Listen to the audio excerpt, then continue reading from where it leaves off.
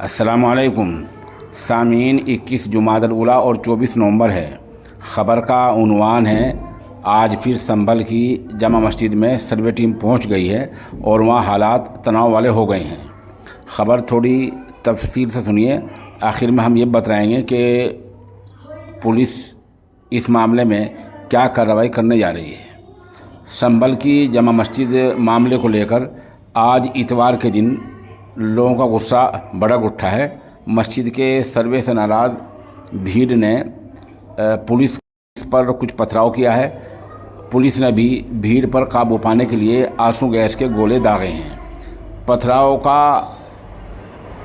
मामला उस वक्त सामने आया जब सर्वे करने वाली टीम जामा मस्जिद का सर्वे करने के लिए शाही जामा मस्जिद पहुंची। पुलिस ने मकामी लोगों से सर्वे टीम के पहुंचने पर पथराव न करने की अपील की है। पथराव के बाद पुलिस की तैनाती बढ़ा दी गई है। पहले बता दूं कि हमारी ये रिपोर्ट पुलिस की रिपोर्ट पर मबनी है। आपको पता ही है कि हिंदू फरीक ने अदालत में दरख्वास्त दी थी कि शाही जामा मस्जिद एक मंदिर है, इसका सर्वे कराया जाए। कोर्ट ने एक कमिश्नर इसके लिए तैनात किया है और एक बार सर्वे हो चुका है।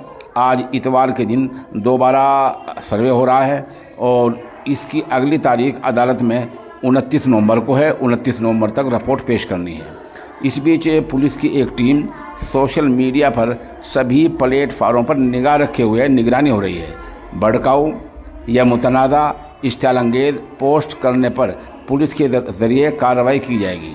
वहाँ के एसपी कृष्ण कुमार बिश्नोई ने बताया कि इस तरह की पोस्ट से फितना फैलता है, फसाद फैलता है, इसलिए टीम को निगरानी पर लगाया हुआ है। एक मामला हाल ही में रोशनी में आया था तो कार्रवाई की गई थी। इस तरह लोगों को पाबंद भी करने कार्रवाई जारी है। ये चंद वीडियोज़ आप देख सकते हैं।